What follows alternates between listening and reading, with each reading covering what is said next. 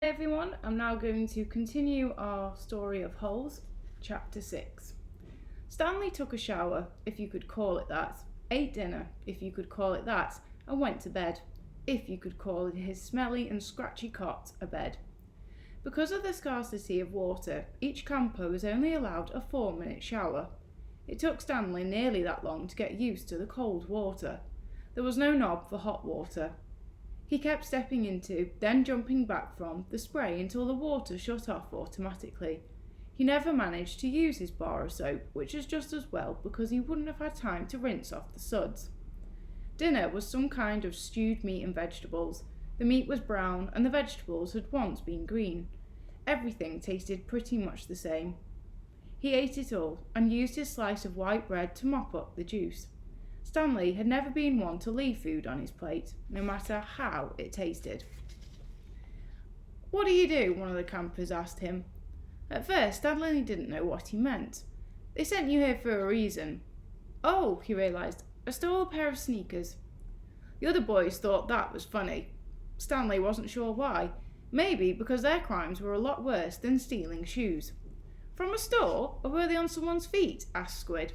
"Neither," Stanley answered. "They belonged to Clyde Livingston." Nobody believed him. "Sweet feet," said X-Ray. "Yeah, right." "No way," said Squid. Now, as Stanley lay on his cot, he thought it was kind of funny in a way. Nobody had believed him when he said he was innocent. Now, when he said he stole them, nobody believed him either. Clyde Sweetfeet Livingston was a famous baseball player. He had led the American League in stolen bases over the last 3 years. He was also the only player in history to ever hit 4 triples in one game. Stanley had a poster of him hanging on the wall of his bedroom. He used to have the poster anyway. He didn't know where it was now, but it had been taken by the police and was used as evidence of his guilt in the courtroom. Clyde Livingston also came to court. In spite of everything, when Stanley found out that Sweetfeet was going to be there, he was actually excited about the prospect of meeting his hero. Clyde Livingston testified that they were his sneakers and that he had donated them to help raise money for the homeless shelter. He said he couldn't imagine what kind of horrible person would steal from homeless children. That was the worst part for Stanley. His hero thought he was a no-good, dirty, rotten thief. As Stanley tried to turn over on his cot, he was afraid it was going to collapse under all his weight. He barely fit in it. When he finally managed to roll over on his stomach, the smell was so bad that he had to turn over again and try sleeping on his back. The cot smelled like sour milk. Though it was night, the air was still very warm. Armpit was snoring 2 cots away. Back at school, a bully named Derek Dunn used to torment Stanley. The teachers never took Stanley's complaints seriously because Derek was so much smaller than Stanley. Some teachers even seemed to find it amusing that a little kid like Derek could pick on someone as big as Stanley. On the day Stanley was arrested, Derek had taken Stanley's notebook and, after a long game of come and get it, finally dropped it in the toilet in the boys' restroom. By the time Stanley retrieved it, he had missed his bus and had to walk home. It was while he was walking home, carrying his wet notebook, with the prospect of having to copy the ruined pages, that the sneakers fell from the sky. "I was walking home and the sneakers fell from the sky," he had told the judge. "One hit me on the head." It had hurt too. They hadn't exactly fallen from the sky. He had just walked out from under a freeway overpass when the shoe hit him on the head. Stanley took it as some kind of sign. His father had been trying to figure out a way to recycle old sneakers, and suddenly a pair of sneakers fell on top of him, seemingly out of nowhere, like a gift from God. Naturally, he had no way of knowing they belonged to Clyde Livingston. In fact, the shoes were anything but sweet. Whoever had worn them had had a bad case of foot odour.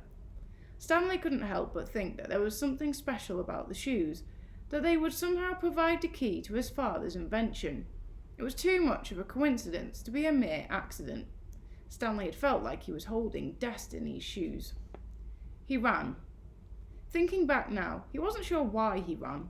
Maybe he was in a hurry to bring the shoes to his father, or maybe he was trying to run away from his miserable and humiliating day at school. A patrol car pulled alongside him. A policeman asked him why he was running. Then he took the shoes and made a call on his radio. Shortly thereafter, Stanley was arrested. It turned out the sneakers had been stolen from a display at the homeless shelter. That evening, rich people were going to come to the shelter and pay $100 to eat the food that the poor people ate every day for free. Livingston, who had once lived at the shelter when he was younger, was going to speak and sign autographs. His shoes would be auctioned, and it was expected that they would sell for over $5,000. All the money would go to help the homeless. Because of the baseball schedule, Stanley's trial was delayed several months. His parents couldn't afford a lawyer. "You don't need a lawyer," his mother had said, "just tell the truth." Stanley told the truth, but perhaps it would have been better if he had lied a little. He could have said he found the shoes in the street. No one believed they fell from the sky. It wasn't destiny, he realised. It was his no-good, dirty-rotten, pig-stealing great-great-grandfather. The judge called Stanley's crime despicable. The shoes were valued at over $5,000. It was money that would provide food and shelter for the homeless, and you stole that from them just so you could have a souvenir. The judge said that there was an opening at Camp Green Lake, and he suggested that the discipline of the camp might improve Stanley's character. It was either that or jail. Stanley's parents asked if they could have some time to find out more about Camp Green Lake, but the judge advised them to make a quick decision. Vacancies don't last long at Camp Green Lake.